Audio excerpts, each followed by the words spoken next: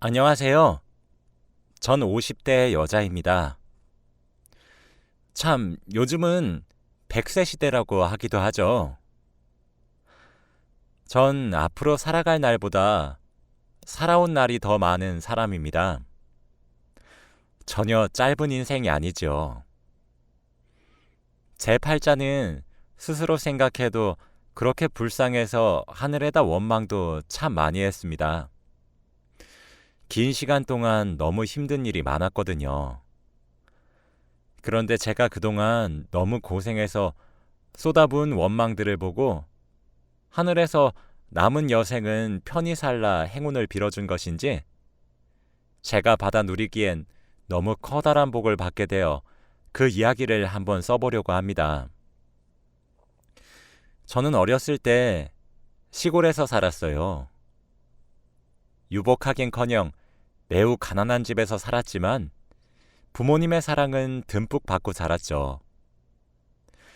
제가 살았던 시대에서는 여자는 우스운 취급을 당하기 일쑤였는데 저희 집에선 아버지가 귀한 딸내미, 귀한 딸내미 하시며 제게 얼마나 큰 사랑을 베푸셨는지 모릅니다. 그러던 어느 날 금슬이 좋으셨던 부모님은 죽어서도 함께 있고 싶었던 것인지 한날 한시에 사고를 당해 그 자리에서 돌아가셨어요. 그렇게 한순간에 전 고아가 되었습니다. 그렇게 전 불행한 삶의 시작을 끊게 되었습니다. 처음엔 친척들의 집을 전전했어요. 하녀처럼 굴려지기도 했고 멸시받기도 했죠. 사촌이란 존재들도 하나같이 못된 아이들 뿐이었습니다. 저라면 부모를 하루아침에 잃은 어린 여자아이를 보듬어 줄 것 같은데 말이죠. 그런데 8년을 이 집 저 집 전전하며 식충이 취급, 하녀 취급을 받으면서 컸어요. 제가 16살의 나이가 되던 해에 일어난 일이 하나 있었습니다. 점점 여성스러워지는 제 외모에 고모의 아들인 사촌 오빠가 제게 흑심을 품고 일을 벌인 것입니다. 저는 반항했고 제 고함 소리에 고모네 식구들의 집엔 환하게 불이 켜졌고 제 방으로 다 모였어요. 전 제가 아무리 하녀의 식충이라 하더라도 오빠를 혼내실 줄 알았습니다. 그런데 오히려 제가 선한 오빠의 마음을 어지럽혔다며 은혜도 모르는 아이라고 하시며 제게 윽박지르고 절 잡아 끌어 내쫓아 버리시더군요. 제 옷가지나 이런 것들도 밖으로 다 던져버리면서 말이죠. 전 몹쓸 짓을 당할 뻔하고 죄가 없었음에도 불구하고 그렇게 한밤중에 오도 가도 못하는 신세가 되었습니다. 그날 하늘에다가 얼마나 외쳤는지 몰라요. 하나뿐인 귀한 딸내미라면서 이게 뭐가 귀한 취급이냐고, 왜 나만 두고 갔냐고 하면서 말이에요. 눈물이 멈추지 않았어요. 하지만 슬픔에 빠져 있을 순 없었습니다. 전 죽고 싶었지만 죽을 용기가 없어서 계속 살아가야 했기에 발버둥을 쳐야 했죠. 저도 이제 배불리 눈칫밥을 먹는 것이 싫어 서울에서 일을 해야 되겠다고 생각했어요. 서울에서 일을 하면 돈을 많이 벌 수 있다고 했었거든요. 정말 조금씩 모은 돈을 팍팍 긁어 서울로 가는 표를 샀고 서울로 향했습니다. 하지만 촌뜨기에 아직 어린 여자아이가 일자리를 구하는 것은 정말 쉽지 않았죠. 길에서 잠을 청한 것은 예산일에 어리기까지 한 여자아이라 위험했던 순간이 한두 번도 아니었습니다. 죽을 힘을 다해 그런 위험에서 빠져나오기 위해 도망쳤고 배를 골는 일은 일쑤였죠. 표를 사서 얼마 남지 않은 돈도 언제 일을 구할 수 있을지 모르니까 조금씩 아껴 썼어요. 어쩔 땐 남들이 버리고 간 흙이 묻은 음식물을 주워 먹을 때도 있었습니다. 이러다 안 되겠다 싶더군요. 그때부터 보이는 가게마다 들어가서 일을 하게 해달라고 간청했어요. 그런데 뭐 어디 일을 시켜주겠나요? 당연히 내쳐졌죠. 손님 도망가게 하려고 찾아왔냐고 썩 꺼지라며 소금을 뿌리셨던 사람들도 계셨습니다. 수중에 가지고 있었던 돈들도 땡전 한 푼 없이 떨어졌고 난 이렇게 고생만 하다가 죽는구나 하며 포기할 때쯤이었어요. 전봇대 밑에 쪼그리고 멍하니 눈물만 흘리며 앉아 있었는데 머리 위로 종이 한 장이 하늘하늘 떨어지더라고요. 뭔가 싶어 보니 제가 있는 곳에서는 거리가 제법 있는 곳에 위치한 공장에서 일을 할 사람을 구인한다는 내용이었죠. 그 종이에는 숙식 제공이란 4글자가 적혀 있었습니다. 집도 절도 돈도 없었던 전 이거다, 진짜 마지막 기회다 하며 미친 듯이 걸어 공장에 도착했어요. 나이가 어려서 안 된다고 하면 어쩌나 싶어서 불안했는데 전부 제 기우였습니다. 그곳에는 저보다 어린 여자아이들도 있었거든요. 미신 공장이라 그런지 여자들밖에 없더군요.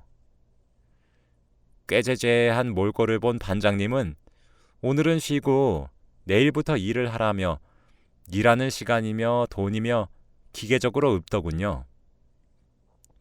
기숙사에서 지낼 거면 월급에서 돈을 얼마 정도 떼가는데 어쩌겠냐고 하면서요.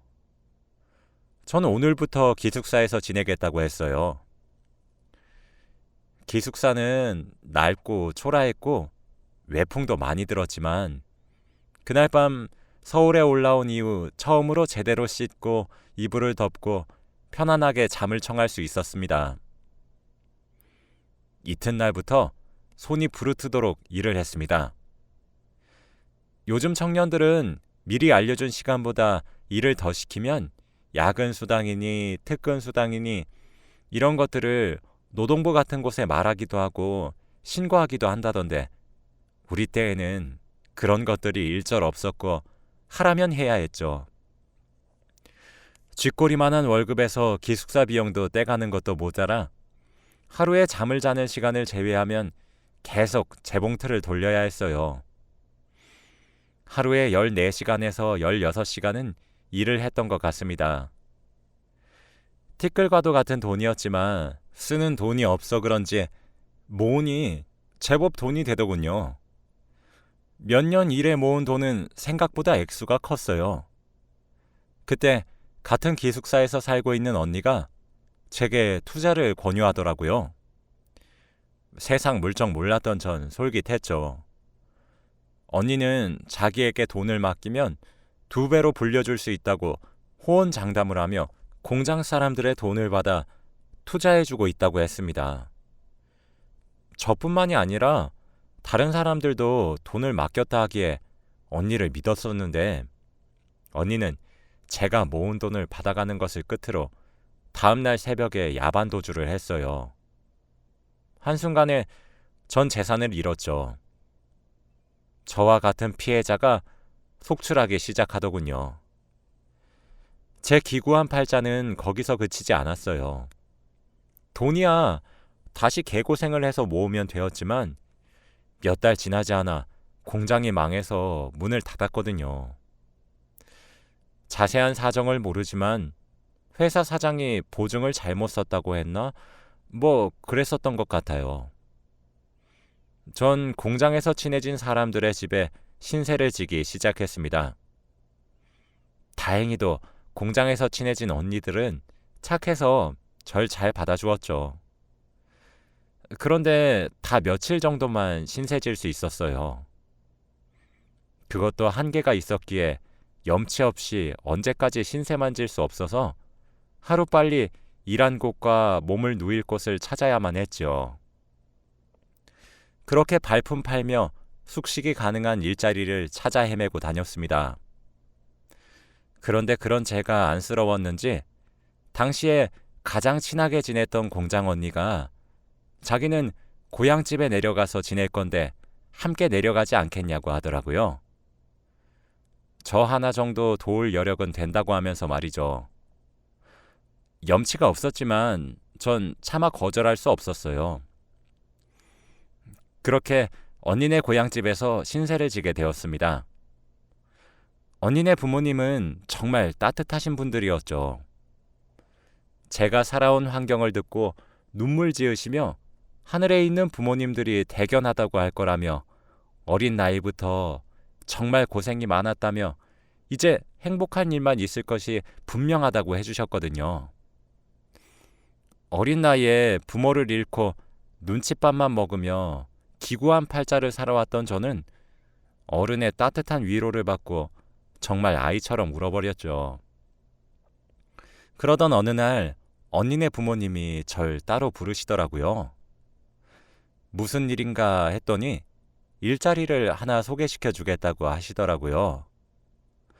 정 내키지 않으면 여기서 좀 더 지내면서 천천히 알아봐도 되니 부담은 갖지 말라고 하시며 한번 말을 꺼내보는 거라고 하셨습니다. 듣고 보니 입주 요양보호사 일이었습니다. 전 당연히 하겠다고 했죠. 언니네 부모님의 따뜻한 마음씨를 알기에 더 이상 신세만 질 수는 없다고 생각이 들었거든요. 그렇게 25살의 나이부터 요양보호사 일을 직업으로 삼았습니다. 처음엔 정말 힘들었어요. 치매 걸린 노인의 온갖 수발을 들고 하루 종일 할아버지 또는 할머니에게 매달려서 지내야 하니까요. 숙식이 해결된 것은 좋았지만 치매 걸리신 분들의 행패나 생태에 지쳤던 날들도 하루 이틀이 아니었지만 포기하진 않았어요. 그렇게 힘들어서 때려치우고 싶다가도 아이처럼 어려진 어르신들이 몰래 사탕을 숨겨와 제게 내밀곤 했었고 제게 곱다고 하며 예쁨을 주기도 했었거든요. 정말 보람찼었죠. 그렇게 지금까지 제가 마지막 숨을 거두실 때까지 살펴드린 할머니와 할아버지의 수가 꽤 됩니다. 아무래도 입주까지 시켜 24시간 돌보게 했기 때문에 절 고용했던 사람들의 집은 잘 사는 집들 뿐이었어요. 점점 시간이 가면서 저도 나이를 먹어갔고 모은 돈도 정말 많아졌죠. 공장 때와는 비교도 안 되게 대우가 많이 좋았습니다. 이제 점점 내 삶도 나아지겠지 하며 물 흐르듯 살았어요. 그 사이 저는 30대가 되었고 40대가 되었죠. 그리고 어르신들을 도와주는 직업인 요양보호사의 일이 제게 천직이었는지 저는 프로가 되었고 점점 제게 일을 소개시켜주는 사람들이 많았어요. 아무래도 제게 맡겨보셨던 분들이 저를 그들의 지인에게 추천해 주신 것 같더라고요. 그때 남편과 하나 있는 딸을 사고로 잃은 데다가 암까지 걸린 할머니의 입주 요양보호사를 구한다는 이야기를 듣게 되었습니다. 나이는 82세였어요. 그런데 하루아침에 건강과 가족을 동시에 잃어서 그런지 성격이 괴팍하다고 소문이 자자해서 일을 하러 갔다가도 3달도 채 지나지 않고 사람들이 포기하고 도로 나온다고 하더라고요. 그러다 제 귀에까지 들려오게 되었죠. 임금을 살펴보니 남들보다 2배 정도의 시세였어요. 그래서 제가 하겠노라 말을 했죠. 전 그 나이 되도록 결혼도 하지 않았고 자식도 없었거든요. 그저 돈을 모으는 재미로만 삶을 살았죠. 그리고 저처럼 사고로 가족을 다 잃어 세상에 혼자 남겨지신 분이시기도 했고 게다가 암까지 걸리셨다니 남처럼 느껴지지 않았습니다. 다들 그 할머님께 아무리 가지고 있는 슬픔이 커도 저렇게 심보가 괴팍하면 어쩌냐고 그러니까 큰 병에 걸린 것이라 손가락질했지만 전 누구보다 세상에 혼자 남겨진 기분을 잘 알았고 이해가 되었기에 더 마음이 갔었던 것도 있었어요. 할머니의 집에 일을 하러 가기로 한 날이 되었죠. 와, 그런데 생각했던 것보다 훨씬 괴팍하셨어요. 저는 암에 걸리신 것만 알았는데 얼굴의 절반이 화상 자국으로 덮여 있으시더라고요. 알고 보니 남편과 딸을 잃어버렸던 사고가 화재였다고 합니다. 가까스로 어머니는 구출이 되었는데 남편과 딸은 그만 숨을 거두고 만 거죠. 그래서 그런가 사람이 대화를 하면 눈을 마주치고 말을 해야 하잖아요. 그런데 할머님을 쳐다보기만 하면 악을 쓰며 소리를 지르시기 일쑤였어요. 저렇게 혈압 올리시다 쓰러지면 어떡하나 싶어 걱정이 될 정도로 화를 내시기도 했죠. 음식은 또 어찌나 가리셨는지 몰라요. 말동무가 되기는커녕 말을 붙이려고만 하면 절 노려보곤 하셨죠. 그러니까 오히려 오기가 생기더라고요. 내가 포기하나 봐라 하는 심정으로 계속해서 할머님께 다가갔습니다. 할머님은 남편과 딸의 사망보험금을 받아 살림이 엄청 넉넉하셨었는데 투자에 신이 붙었던 것인지 보험금을 굴리고 굴려 몇십억대의 자산 가셨어요. 저는 그런 할머님께 빨래를 개어드리면서 제 이야기만 조잘조잘 거렸죠. 들은 척도 하지 않으시는 것 같았는데 다 들으셨나 보더라고요. 저는 투자를 어떻게 하시는 거냐며 전 사기도 당해봤다고 하는 제 말에 에이 멍청한 것 하시기도 했거든요. 그럼 전 그러게요. 제가 너무 순진했었나 봅니다. 하고 넘겼어요. 그 뒤로는 제가 칼질을 하다 손가락을 베는 날이면 아니 너는 눈이 없니? 하며 혼내셨어요. 제가 할 일을 끝내고 소파에 앉아있다 잠깐 꾸벅 졸면 득달같이 달려오셔서 너 지금 시간에 잠이 와? 잘 거면 방으로 썩 들어가! 하며 화를 내셨었거든요. 그래서 오해했었나 보더군요. 전 주위에서도 할머니 성질이 보통이 아니다, 괴팍하다, 온갖 소리를 다 듣고 여기에 일을 하러 오기도 했지만 실제로 할머님께서 제게 따뜻한 말 한마디 하지 않으시니 색안경을 끼고 바라보았던 것이었어요. 할머니는 전혀 괴팍하신 분이 아니셨거든요. 말을 조금 세게 하시는 분이셨죠. 제가 손가락이 칼에 베었던 날에도 후시딘을 던지듯 제게 주셨고 소파에서 꾸벅꾸벅 조는 날이면 거실 TV 소리를 낮추셨거든요. 할머니가 따뜻하다는 사실을 알아채니 할머니의 꾸중도 듣기 즐겁더군요. 저도 정을 많이 주게 되었어요. 점점 할머님께 진심이 되어갔죠. 사람이 살다 보면 소주가 땡기는 날이 있잖아요. 마음이 헛헛하고 어수선한 그런 날이요. 할머님을 모시고 산 지 1년이 다 되어가면서 저희 부모님의 기일이 다가왔었어요. 할머님 잠자리를 봐드리고 거실에 혼자 앉아 창밖에 떠있는 달을 보며 소주를 한 잔, 두 잔 기울이기 시작했죠. 그런데 달칵 하며 할머님이 문을 열고 밖으로 나오시더라고요. 아주 청승이란 청승은 다 떨고 지랄이여. 너 왜 안 자고 이러고 있어?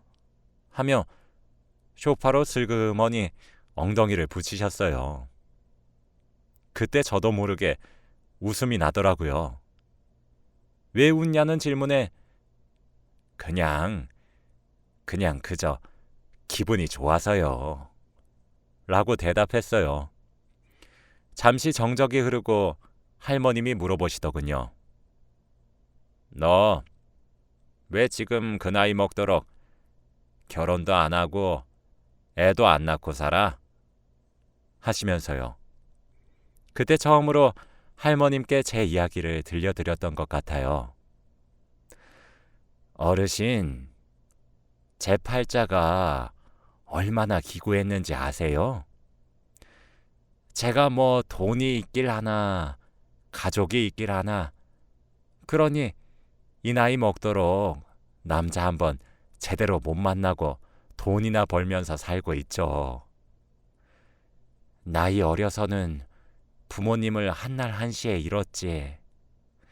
돈 좀 모아놨더니 믿었던 언니가 받아들고 야반도주 했지. 얼마나 힘들었는지 몰라요. 어르신, 저 진짜 길에 버려진 음식도 주워 먹고 그런 적도 있었어요. 안 믿기시죠? 이렇게 제 한 몸 건사하기도 바쁜데 어떻게 가족을 꾸리겠어요? 그림의 떡이지.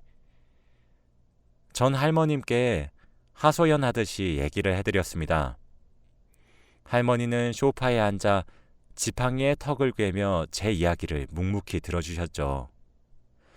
그래서 그런 것인지 술 기운 때문인 것인지 술술 나오더군요. 할머니는 그런 제가 안타까우셨었나 봐요.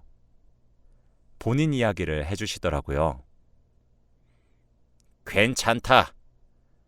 남들 사는 것도 다 이렇게 살아. 세상에 사연 하나 없는 사람이 어디 있겠냐? 다 참고 사는 거고 버티면서 견디면서 사는 거지.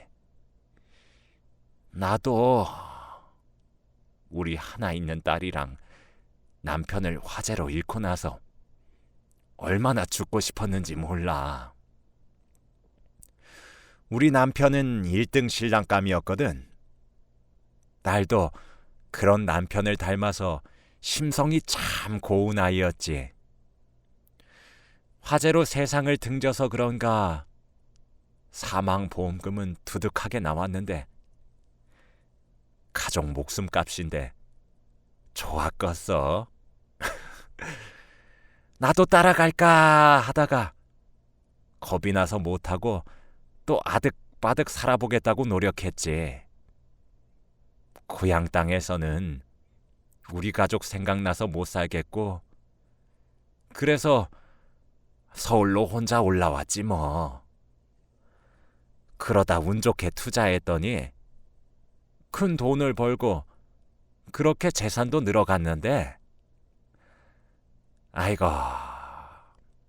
나는 세상 등진 남편이랑 딸이 내 말년에 이렇게 편하게 살아보라 그러나 했는데 속도 메스껍고 머리도 어지럽고 병원에 가서 검사했더니 큰 병원을 가라 그러대. 가보니까 글쎄 암이래. 내 팔자가 왜 이렇게 기구하나. 얼마나 원망했는지 모른데도. 병원에 입원을 하실 거냐 하는데 내가 이 나이 먹고 또 뭐하러 병원에 죽을 날을 받은 사람처럼 살아가겠어. 아니다, 됐다 하고 병원 왔다 갔다 하면서 편안하게 뒤지겠소 했지. 그런데 이 암이란 병이 참말로 독한 병이더라. 시도 때도 없이 몸이 쥐어짜지는 듯이 너무 아픈데 혼자 있으니 힘들고 아프고 어찌나 비참하든지. 에휴, 그래서 보호사를 구하면 못하겠어. 내가 악바리처럼 살아서 그런지 내 얼굴에 화상흉이 두려워 그런지 뭔 말만 하면 눈물바람으로 못하겠다 그러는데 나도 지겨워지더라고. 이제 마지막이다 하는 심정으로 구했는데 그때 일하러 들어온 사람이 바로 너요.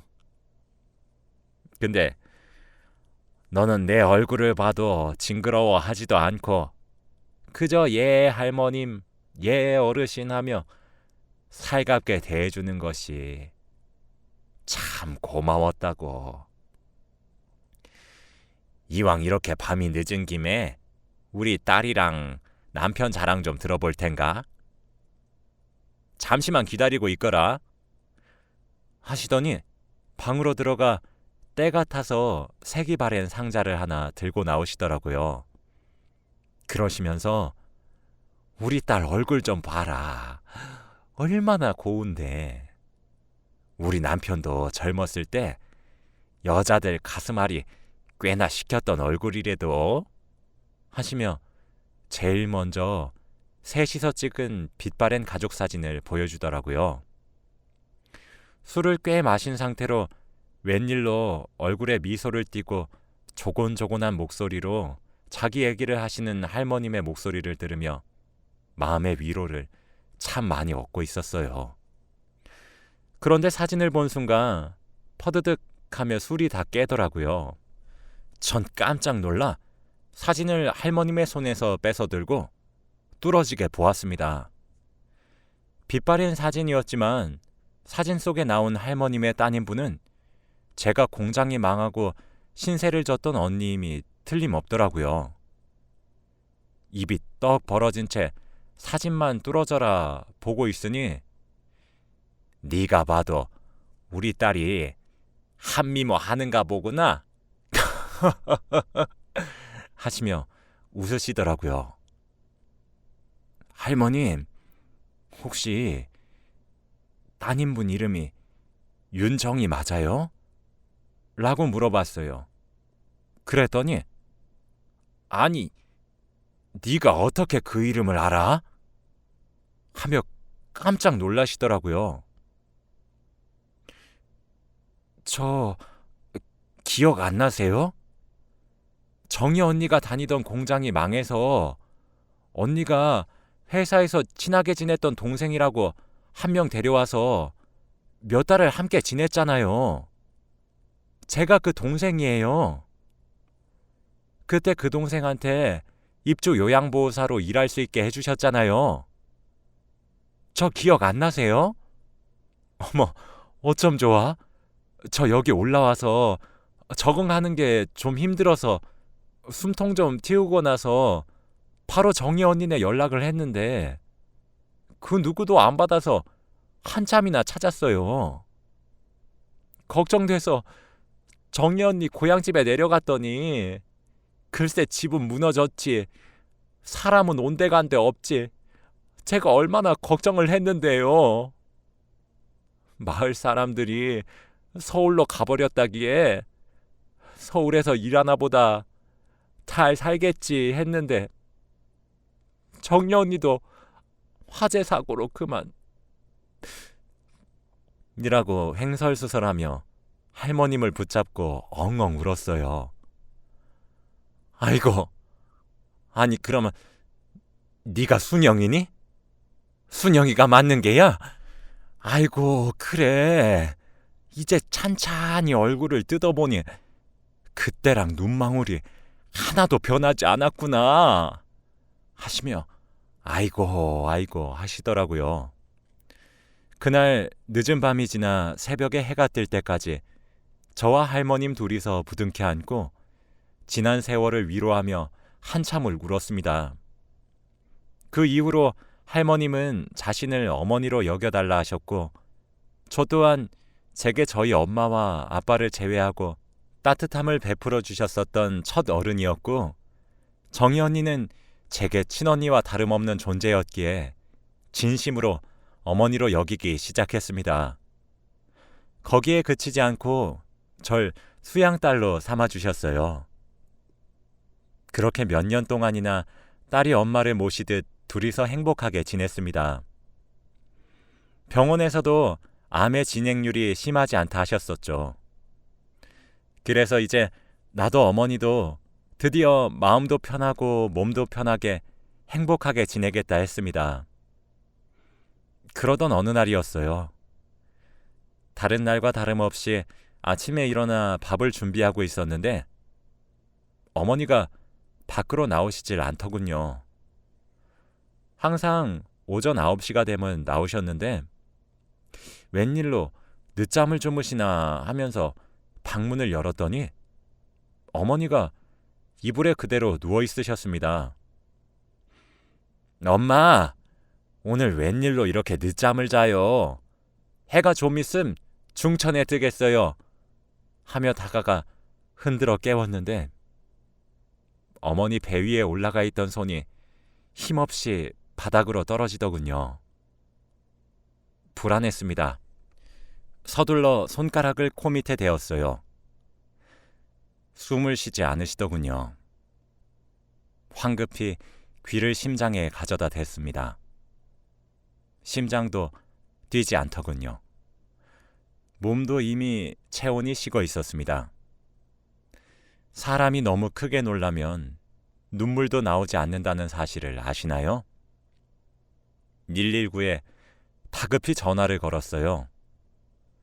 뭐라고 신고를 했는지 기억도 나질 않네요. 병원에서는 사망 원인이 노안인 것 같다 하시더군요. 무슨 정신으로 어머님의 장례를 치렀는지 모르겠습니다. 가족도 잃고 돈도 잃은 노인네, 뭐가 그리 보고 싶어서 데리고 가셨냐 하늘에다 물어보기도 했고 겨우 가족처럼 기대어 지낼 딸내미 만든 지 몇 년이나 지났다고 날 두고 가시냐 사진에 대고 혼잣말도 했었죠.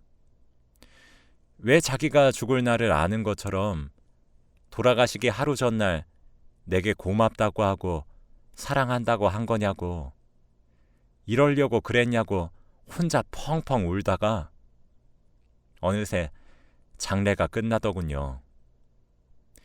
이왕 가신 거 하늘에 가서 보고 싶었던 남편과 딸내미 손잡고 잘 쉬셔라.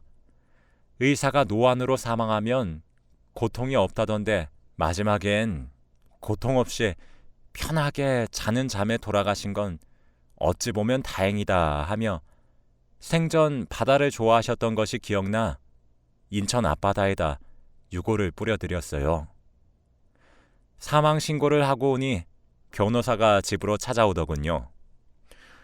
윤수영 씨 집에 계십니까? 하면서요.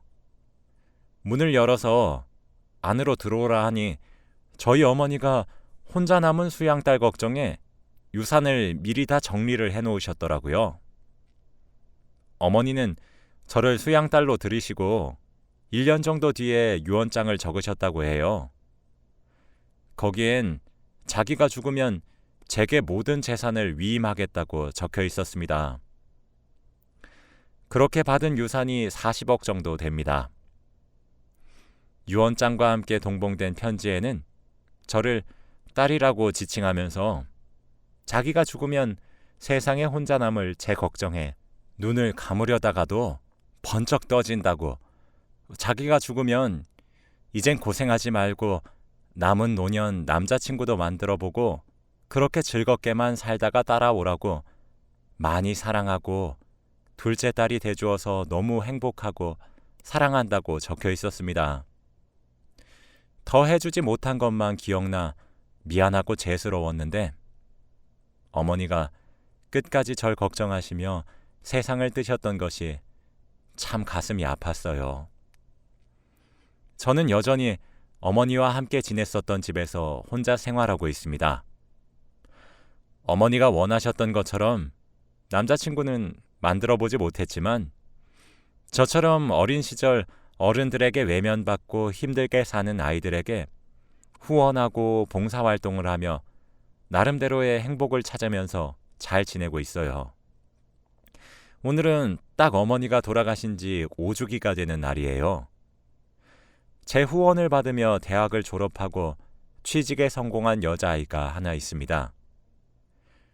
절 엄마라고 부르는 가슴으로 낳은 딸 같은 존재지요. 어버이날 첫 월급으로 사온 것이라며 꽃다발과 스카프 그리고 편지를 한 통 써왔더군요. 자기 인생이 너무 어두컴컴해 나쁜 생각을 하려고 결심했을 때 한 줄기 빛처럼 엄마인 제가 나타났다고요. 사랑한다고 고맙다고 적혀 있었습니다. 그 편지를 읽으니 전 아직도 바다 여행을 즐기고 계실 저희 어머니가 참 많이 생각이 나네요. 처음엔 기구하다 여겼던 제 팔자가 이젠 남부럽지 않게 여유롭게 평화로운 나날이 지속되고 있습니다. 이게 다 어머니의 덕분이겠죠. 제 이야기를 하고 싶었던 이유는 제가 후원하는 아이들처럼 요즘 젊은 사람들이 참 나쁘고 극단적인 선택을 하려고 많이 고민하는 것 같아서 해보고 싶었습니다. 내 팔자가 왜 이렇게 기구한가, 왜 이렇게 불행한가 싶으시겠지만 그래도 포기하지 말길 바라요. 똥밭에 굴러도 이승이 낫다고 나중에 분명 볕들 날이 찾아올 테니 제 이야기에 위안받아 열심히 살아가 주시길 부탁드립니다. 제 긴 이야기를 읽어주셔서 감사합니다. 항상 행복하세요.